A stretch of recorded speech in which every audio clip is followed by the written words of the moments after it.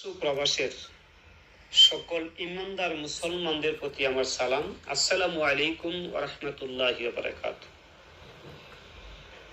আজ আমি আপনাদের সামনে তাকবীরে তাশরিক সম্পর্কে আলোচনা নিয়ে এসেছি। সকলেই শুনবেন এবং আমল করবেন। সকল মুসলমানরা যেন, যারা না জানে তারা যেন জানতে পারে এবং আমলটি করতে পারে, সেই স্বার্থে সেটা শেয়ার করে সকল মুসলমানদের কাছে পৌঁছে দেওয়ার চেষ্টা করবে। পবিত্র জিলহজ মাস চলতেছে। পবিত্র জিলহজ মাসের 9 তারিখ ফজর নামাজের পর হইতে 13 জিলহজ আসর নামাজ পর্যন্ত পাঞ্জেখানা ও জুমা মসজিদের ফরজ নামাজের সালাম পেরোনোর সাথে সাথে উচ্চ সুরে আল্লাহু আকবার আল্লাহু আকবার লা ইলাহা ইল্লাল্লাহু আল্লাহু আকবার লিল্লাহিল হামদ। অর্থ আল্লাহ মহান, আল্লাহ মহান, আল্লাহ ব্যতীত কোনো উপাস্য নাই। পুনরায় বলিতেছি, আল্লাহ মহান, আল্লাহ মহান এবং সমস্ত প্রশংসা আল্লাহ তাআলার জন্য নিবেদিত। ইহাকে তাকবীরে তাশরিক বলা হয়। তাশরিক শব্দের আবিধানিক অর্থ হইল গোস্ত টুকরা টুকরা করিয়া শুকান, এবং আইমুন ইয়ামুন এর বহুবচন অর্থ দিন সমূহ। এখন আইমে তাশরিক এর অর্থ হইল খণ্ডিত গোস্ত শুকানোর দিন সমূহ। বলা বাহুল্য, আরবের লোকেরা ঈদুল আজহার পর 3 দিন পর্যন্ত কোরবানির গোস্ত শুকাইত। তাই তাহারা উক্ত দিন হইকে আইনে তাশরিক তথা গোস্ত শুকানোর দিন সমূহ নামে অভিহিত করে। ওই দিন সমূহকে তাকবীর বলিতে হই বলিয়া এই তাকবীরকে তাকবীরে তাশরিক বলা হয়। ফতোয়া আলমগীরি। কুলির ইবনে আহমদ এবং নজর ইবনে সুয়াইম হইতে বর্ণিত আছে যে তাশরিক অর্থ তাকবীর। উপরোক্ত বর্ণনা হইতে তাকবীরে তাশরিক এর অর্থ হইল তাকবীরের তাকবীর।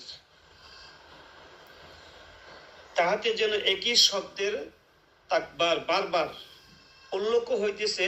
মুহাক্কিকগণ ইহার সমাধান এইভাবে দিয়েছেন যে তাকবীর শব্দের সহিত তাহার প্রতি শব্দ তাশরিক যোগ্য করিয়া ঈদুল আজহার সময়কালীন বিশেষ তাকবীরকে বোঝানো হইয়াছে, যাহাতে সাধারণ তাকবীর হইতে ইহা ভিন্নতা বিশিষ্ট বজায় থাকে।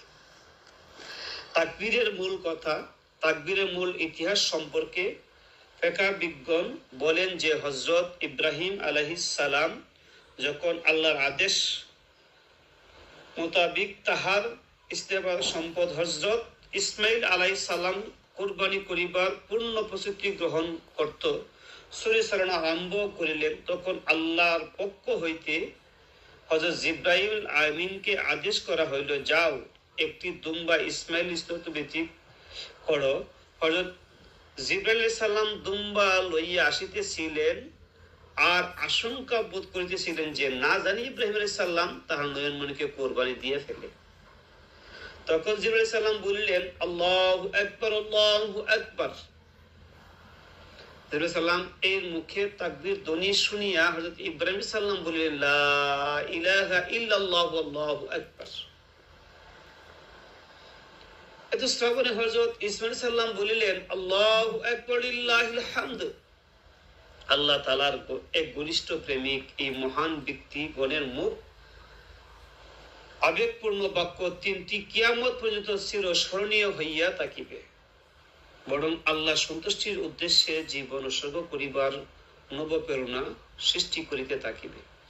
আমরা এই দিন বাক্য প্রয়ের মর্ম অনুধারণ করিয়া আমাদের জীবন উৎসর্গ করিতে শিখি এবং তাহাদের আদর্শ অনুকরণ করিয়া চলিতে পারি।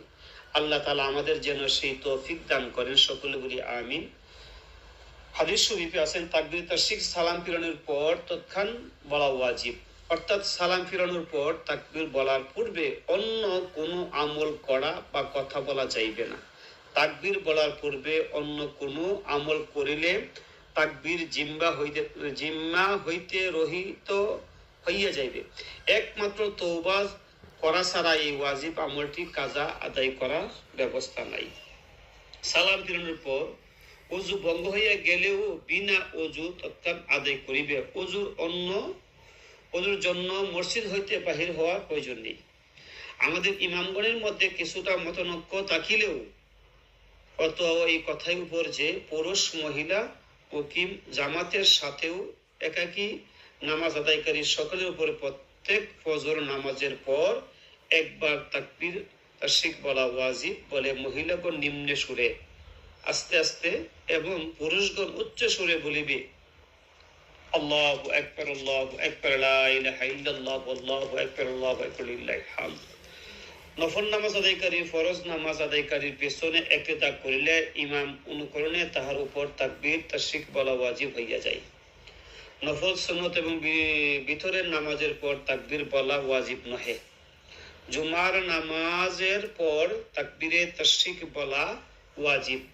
ঈদের নামাজের পর তাকবীর তাশরিক বলিবে। আইমে তাশরিক ব্যতীত অন্য দিনের কাজা নামাজ আইমে তাশরিকের মধ্যে আদায় করিলে তাকবীর তাশরিক বলা ওয়াজিব নহে। অনুরূপ আইমে তাশরিকের সময়কালীন কাজা নামাজের জন্য অন্য আদায় করিলে তাকবীর তাশরিক বলা ওয়াজিব নহে। তদ্রূপ বিগত বছরে আইমে তাশরিকের সময়কালীন কাজা নামাজের পরবর্তী বছরের আইমে তাশরিকে আদায় করিলে তাকবীর বলিতে হইবে না।